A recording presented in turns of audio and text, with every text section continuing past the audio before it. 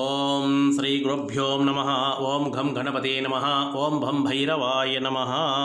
ఆర్థిక సమస్యలు, తాంత్రిక నివారణోపాయాలు. మానవుని దినచర్య నవగ్రహాల వల్ల నవగ్రహాలు అన్ని తమ తమ దశ అంతర్దశలలో జాతకుడి కర్మ ప్రారబ్ధానుసారం అతడికి సుఖాన్ని బాధల్ని కలిగిస్తూ ఉంటారు.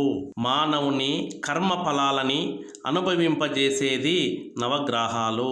మనిషి పుట్టగానే అతని జాతక చక్రము తాత్కాల గ్రహ స్థితి ఏర్పడతాయి. నవగ్రహాలు అన్ని తమ తమ దశ అంతర్దశలలో జాతకుడి కర్మ ప్రారబ్ధమును సారం అతడికి సుఖాన్ని బాధల్ని కలిగిస్తూ ఉంటాయి. ప్రారబ్ధ కర్మ అంటే పూర్వజన్మ ఇహజన్మ పుణ్య పాపాల ఫలితం. వీటి ఆధారంగా మనిషికి సుఖ దుఃఖాలు ఏర్పడతాయి. సాధారణంగా పూర్వజన్మలోని దోషాలే ఈ జన్మలో మనం కష్టాల రూపంలో అనుభవించడం జరుగుతున్నది. పుణ్య పాపాల ఫలితం ఈ జన్మలోనే అనుభవించవలసి ఉంటుంది. మానవులు నవగ్రహ దోషాల ద్వారా కష్టాలు పడవలసిందేనా అంటే వీటికి కొన్ని తాంత్రిక పరిహారాలని భక్తి, శ్రద్ధ, విశ్వాసాలతో ఆచరించడం ద్వారా మాత్రమే గ్రహ దోషాలు పోగొట్టుకోగలరు. అందరూ సుఖశాంతులు పొందగలుగుతారు. అందరికీ నవగ్రహము కలగాలంటే ఆశయంతో తాంత్రిక పరిహారాలు మీకు అందించడము జరుగుతుంది.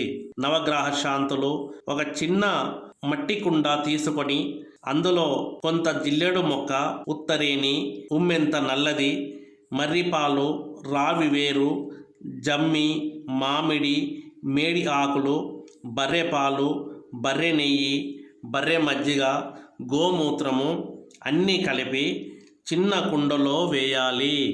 బియ్యము, శనగలు, పెసలు, పసుపు, ఆవాలు, తేనె వేసి ఆ మట్టి కుండను మట్టి మూకుడుతో మూసివేసి శనివారము సాయంత్రము మీ మీది నుంచి దిష్టి తీసి రావి చెట్టు మొదట్లో గొయ్యి తీసి 1 అడుగు లోతున పాతి పెట్టాలి.